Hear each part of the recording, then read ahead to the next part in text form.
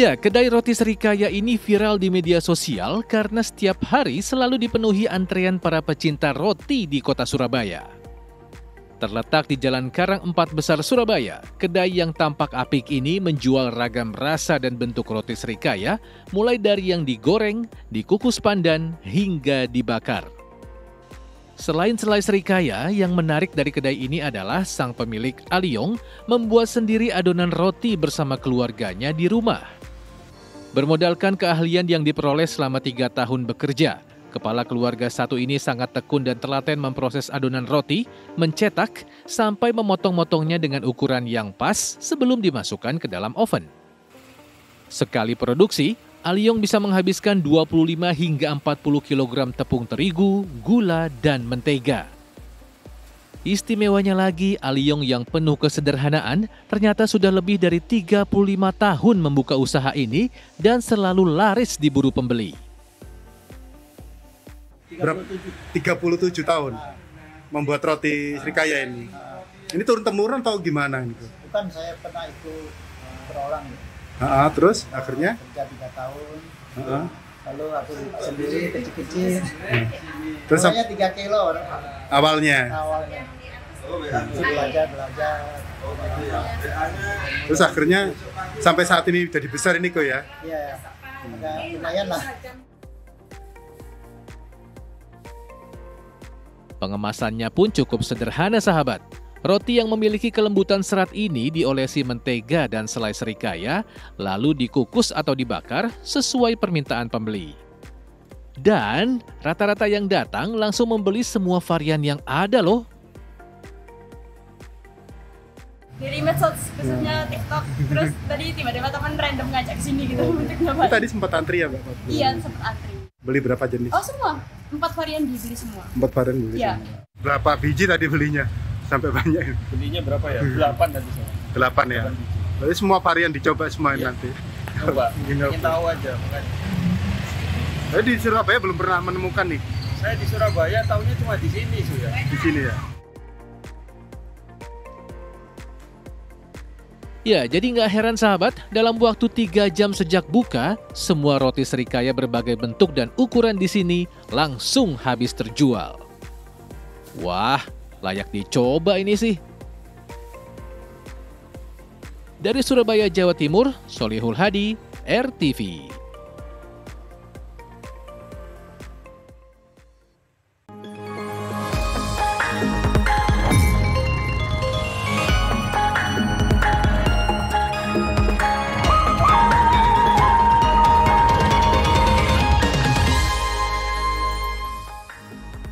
Halo, selamat pagi sahabat TV, selamat pagi juga Retno. Selamat pagi Oscar, bagaimana kabar kamu sahabat TV? Semoga sudah semakin semangat karena kita jelang akhir pekan nih. Iya, dan tadi sudah disajikan itu roti buatan rumahan ya, produksi rumahan. Betul. Yang laris manis sekali ya. Betul, terlihatnya enak sekali, kayaknya cocok juga buat sarapan. Semoga di sini juga ada ya, tidak hanya di Surabaya ya. Iya, dan tentunya kami sudah menyiapkan sejumlah informasi menarik lainnya dalam Lensa Indonesia Pagi bersama saya Oscar Haris. Dan saya Retno Ayu.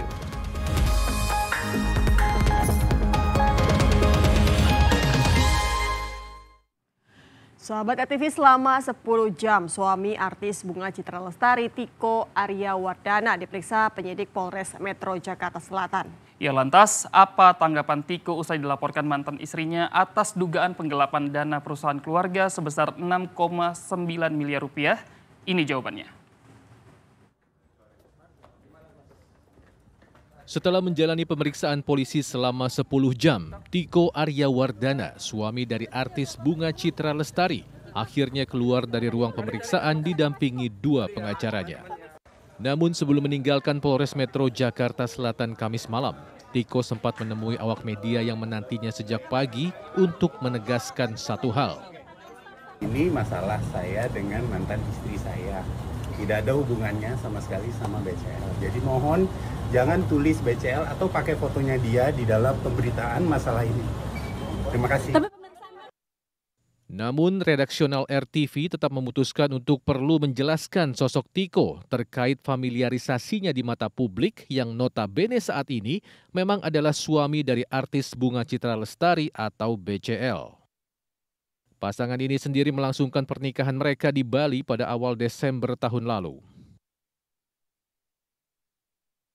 Sebelumnya, polisi menjelaskan bahwa Tiko dilaporkan oleh mantan istrinya, Arina Winarto, atas dugaan penggelapan dana dalam jabatan senilai 6,9 miliar rupiah saat keduanya mendirikan perusahaan yang bergerak di bidang makanan dan minuman, masing-masing sebagai direktur dan komisaris.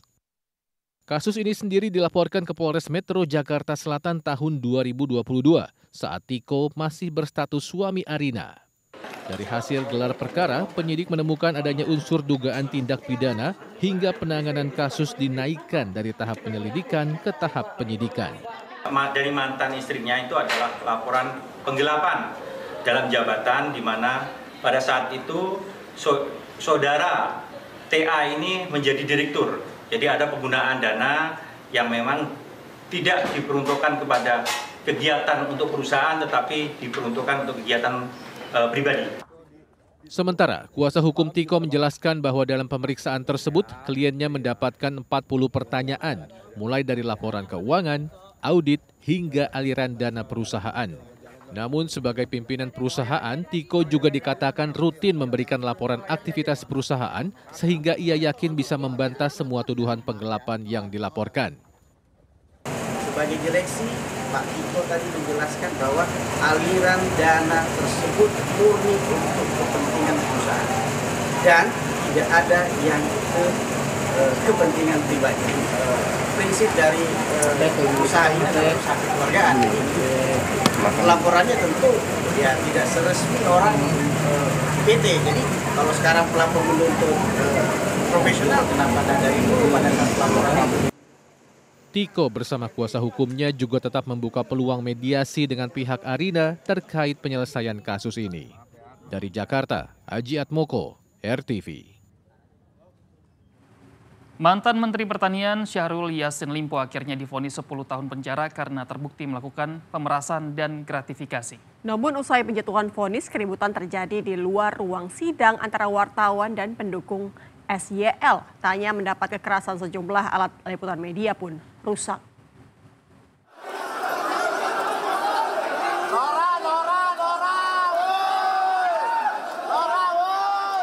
Keributan dan saling dorong antara aparat kepolisian dengan ratusan wartawan terjadi usai pembacaan vonis terhadap terpidana kasus gratifikasi dan pemerasan di Kementerian Pertanian Syahrul Yassin Limpo atau SYL di Pengadilan Tindak Pidana Korupsi Tipikor Gedung Pengadilan Negeri Jakarta Pusat Kamis siang.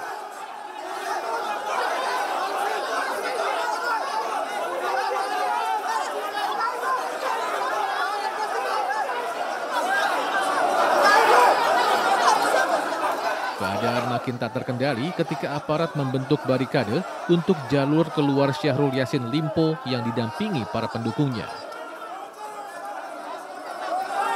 Ratusan wartawan dari berbagai media yang berusaha mengambil momen SYL keluar dari ruang sidang dihalangi aparat. Karena tak kondusif, aparat kembali menggiring SYL untuk masuk ke ruang sidang.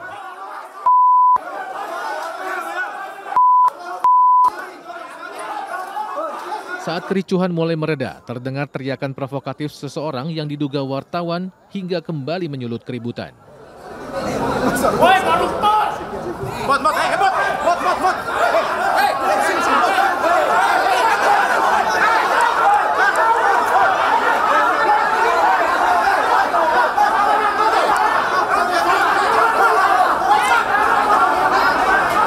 Atas keributan yang terjadi, SYL pun meminta maaf kepada publik dan awak media. Maafkan saya adikku, mohon tertib karena kita berproses hukum. Saya minta maaf kalau tadi ada seperti itu, tidak ada niat seperti itu. Sayalah yang tempatmu sebagai bapak, sebagai kakak.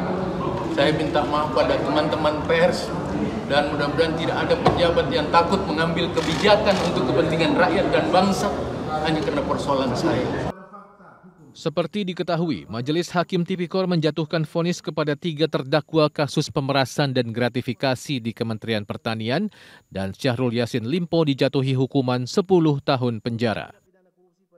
Menjatuhkan pidana terhadap terdakwa Syahrul Yassin Limpo oleh karena itu dengan pidana penjara selama 10 tahun.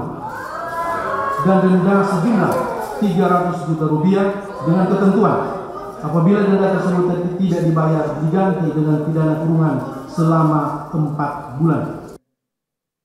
Sementara 2 terpidana lainnya, Direktur Alat dan Mesin Pertanian Ditjen Prasarana dan Sarana Kementan nonaktif Muhammad Hatta, serta Kasdi Subagiono, Sekjen Kementan nonaktif, masing-masing divonis 4 tahun penjara. Ketiganya terbukti secara sah dan meyakinkan melakukan pemerasan di Kementan senilai Rp44 miliar. Dari Jakarta, Hanaba Jaber, Yas Aprilia, Budi Utomo, Rizky Priadila, RTV. Kita ke informasi selanjutnya, sahabat RTV, warga Mandailing Natal dihebohkan dengan rusaknya 60 makam di TPU Banjarkobun, Sumatera Utara. Ya, benarkah perusakan oleh orang tak dikenal tersebut demi mengambil besi cor untuk dijual ke pengepul? Kita cek bersama. Puluhan makam di tempat pemakaman umum TPU Banjarkobun yang berlokasi di Kelurahan Panyabungan 2, Kecamatan Panyabungan, Kabupaten Mandailing Natal, Sumatera Utara ini Kamis sore ditemukan warga dalam kondisi rusak, bahkan hancur. Rata-rata kerusakan adalah dinding makam yang lepas dari batu nisan makam.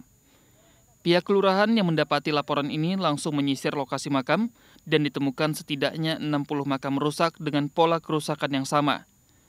Karena pola kerusakan yang sama, pihak kelurahan dan warga setempat menduga kuat 60 makam tersebut dirusak oleh orang tak dikenal untuk diambil besinya dan dijual ke pihak pengepul.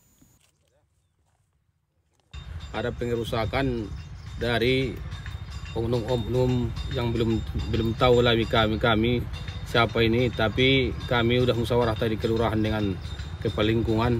Besi-besi kuburan pemakaman ini yang dirusak, besi cornya baru dijual orang itu, kurasa ke tempat butut. Sementara itu pihak Polres Mandailing Natal belum melakukan penyelidikan secara mendalam terkait rusaknya 60 makam tersebut. Sampai saat ini kita belum bisa menentukan apa motifnya, karena ini baru informasi saja. Baru informasi saja yang kami peroleh. Tentunya kami harus melakukan pengecekan informasi tersebut benar atau tidak. Polisi belum bisa memastikan kebenaran adanya motif kerusakan dan pencurian besi pada makam-makam tersebut. Dari Mandailing Natal, Sumatera Utara, Wahyu Maulana, RTV. Informasi lainnya, sahabat, seorang petugas damkar meluapkan kekesalannya dalam sebuah video yang kini viral di media sosial. Ia kesal karena BBM mobil damkar yang ia kendarai sudah menipis, sementara saldo di kartunya juga belum di top up. Loh, kok bisa begitu ya? Berikut informasinya. Solar di bawah setengah, kalau ada kebakaran hitung waktu. Ini bagaimana ini? Pak Jaksa yang terhormat, tolong panggilin dong, kebiasaan nih. Loh, kenapa ngomel-ngomel, Pak? Sampai manggil jaksa segala lagi. Lagi kesel sama siapa nih, Pak? Inisiatif anggarannya di aja, udah 2 bulan. Pak Jaksa semuanya nih, ya solar habis semua Pak Jaksa. Kalau video ini didengar sampai selesai, si Bapak kesal karena solar di mobil damkar yang ia kendarai sudah menipis. Begitu juga dengan saldo pengisian BBM yang ada di dalam kartu. Sehingga kondisi ini bisa jadi kendala di saat mereka ditugaskan memadamkan kebakaran. Semuanya dengan alasan udah berapa bulan ini kosong. Ini bagaimana ini? Jelas aja, video ini pun seketika viral di media sosial. Emang kebakaran bisa nunggu solar apa? Pejabat diminta dulu solar baru diisi. Bukannya inisiatif, anggarannya di aja, udah 2 bulan. Menanggapi keluhan anak buahnya, Kepala Dinas Damkar Kota Depok mengatakan hal tersebut hanya miskomunikasi. Pasalnya, anggaran untuk pengisian BBM yang berbentuk kartu tersebut masih ada di masing-masing UPT. Jika saldo habis, petugas hanya perlu menghubungi kepala UPT asalnya untuk meminta top-up kartu pengisian BBM. Mungkin terjadi kesalahpahaman bahwa sebenarnya itu memang kita biasanya setiap sebulan itu menyampaikan pembayaran secara 5 juta ya, sebesar 5 juta lah kalau di UPT nih. Nah biasanya 1 bulan sesuai dengan pemakaian itu biasanya di stop dulu, di off dulu untuk pengendalian. Kalau 1 bulan itu 1.250.000 ya, kalau ya di global 5 juta. Kalau di global 5 juta, tapi satu kartu itu biasanya 1.250.000. Satu kartu. Jadi nanti kalau satu kartu itu tidak habis, ya itu menjadi sisa anggaran nanti efisien dan bisa dipakai untuk ke bulan depannya. Nantinya, Dinas Damkar akan melakukan pembinaan kepada para petugas tersebut dan akan kembali menegaskan terkait sistem pembayaran pengisian bahan bakar. Dari Depok, Jawa Barat, Fahri Ali, RTV. Ya, sahabat RTV berkunjung ke Masjid Raya Syekh Zayed di Solo, Jawa Tengah. Ini kita seakan diajak menikmati keindahan arsitektur khas Timur Tengah. Ya, ini benar banget Retno, di mana Masjid Raya Syekh Zayed di Solo ini memang replika dari Masjid Syekh Zayed di Abu Dhabi, Uni Emirat Arab. Sehingga arsitekturnya sama persis, tapi ada yang membedakannya. Nah, ini daripada penasaran, kita cek bersama.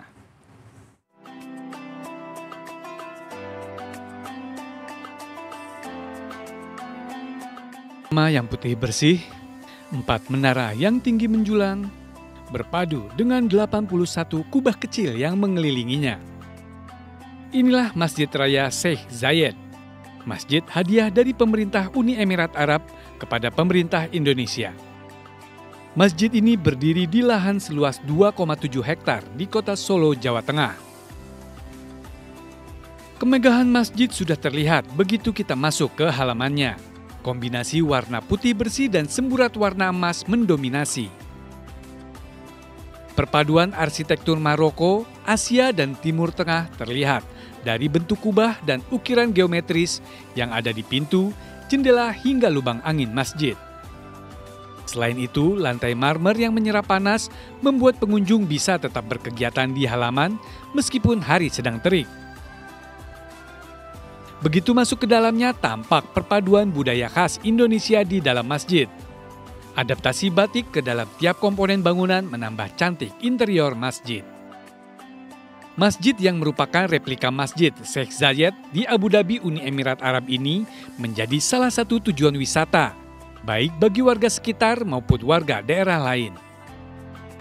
Saya asalnya dari Kebumen, tertarik ke masjid ini karena pertamanya teman saya itu ada yang kesini ya, terus lihat foto-foto itu bagus, dari bangunan arsitekturnya itu bagus, terus ya jadi kepengen kayak tempatnya itu fotogenik ya, jadi kepengen kesini, penasaran juga.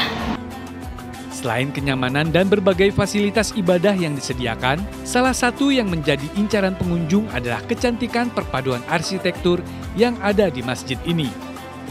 Karena mungkin pertama itu dari arsitekturnya ya, mungkin berbeda dari masjid-masjid yang ada di Indonesia. Ini mungkin lebih ke timur dan jadi daya tarik warga Indonesia, mungkin khususnya warga sekitar Pulau Jawa ya, dan khusus untuk tempat sholatnya juga nyaman. Simbol persahabatan antara pemerintah Indonesia dan Uni Emirat Arab ini mampu menampung hingga 15.000 jemaah. Selain itu, masjid ini juga memiliki fasilitas yang ramah terhadap difabel, lansia, hingga anak-anak. Buat sahabat yang sedang mampir ke kota Solo, Masjid Raya Syekh Zayed ini bisa banget nih buat jadi destinasi wisata kalian. Dari Solo, Jawa Tengah, Joani Agusti, RTV.